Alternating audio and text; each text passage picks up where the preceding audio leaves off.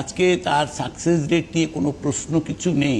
যারা প্রবলেম নিয়ে এসছেন তারা সমস্যার নিরাময় করেছেন, একদম একদম কি বলে রুট কজ থেকে সেই সমস্যাটার মুক্তি হয়ে যায়, ওখানে কোনো চিহ্ন পর্যন্ত থাকে না।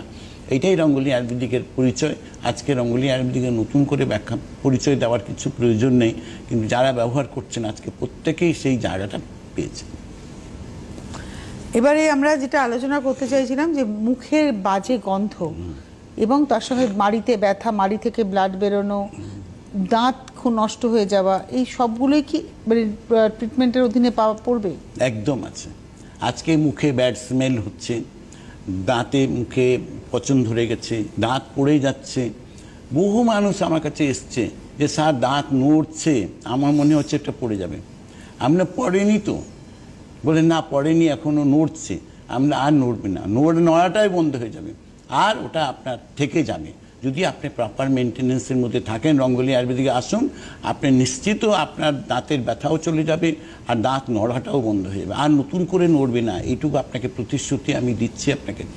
আজকে মুখে যাদের দুর্গন্ধ নিয়ে প্রচুর মানুষ এসছে, আমার ব্যাড স্মেল, সামনের লোকের সঙ্গে কথা বলতে আমার লজ্জা করে, আজকে তারা কিন্তু 1 মাস পরের কনফিডেন্স লেভেল ফিরে পেয়েছেন। স্যার এখন তো আমার কাউকে কোনো কিছু, আমার কেউ আমাকে অভিযোগ আর করেনি। তো আজকে এই জায়গাগুলো, এই ব্যাড স্মেলটা কিন্তু বডিতেও থাকে, বিশেষ করে পায়ের মোজা খুললে বহু মানুষের থাকে, যেগুলো থাকে ওটা একটা সেকেন্ড পার্ট আছে, কিন্তু ওই পার্ট থেকেও মিটেছে। যাদের পায়ে মোজায় দুর্গন্ধ হয়, ঘামের দুর্গন্ধ হয়, যাদের প্রবলেমস আছে, তারাও কিন্তু আজকে ডেটে নিশ্চিত, এবং তারা কিন্তু এই কনফিডেন্সটা ফিরে পেয়েছে যে না, সমস্যার সমাধান রঙ্গোলি আয়ুর্বেদিকে আমার হয়েছে। আজকে ব্যাড স্মেল নিয়ে তো প্রতিটা পেশেন্ট ভালো আছে, দাঁতের প্রবলেমস নিয়ে যতজন এসছে তারা প্রত্যেকে ভালো। আরেকটা হচ্ছে মাথা ব্যথা, সাইনাস অথবা মাইগ্রেন। মাথা ব্যথা হলে যাই হোক না কেন, সাইনাসই হোক আর মাইগ্রেন হোক, মাথা খারাপ হয়ে যায়, মনে যেন মাথাটা কেটে বাদ দিয়ে দিই। আজকে মাথার যন্ত্রণা দুটো ক্যাটাগরি, দুটোই কিন্তু আলাদা। একটা হচ্ছে সাইনাস, নাকের মধ্যে আমার প্রবলেমস হয়, নাকটা বন্ধ হয়ে যায়, সেইখান থেকে আমার মাথার যন্ত্রণা শুরু হয়।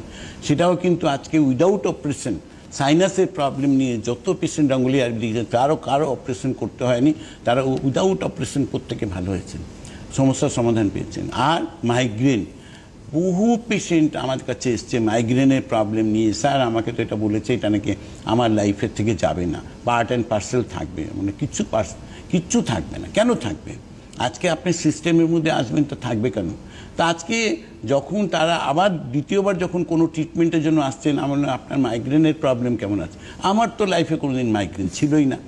তা কথাটা মানুষের সেই জায়গায় মানুষের ট্রিটমেন্ট হচ্ছে যে মানুষ ভুলে যায় তার ট্রিটমেন্ট করার পরে তার এই সমস্যা। একটা টেলিফোন নিয়ে নিই।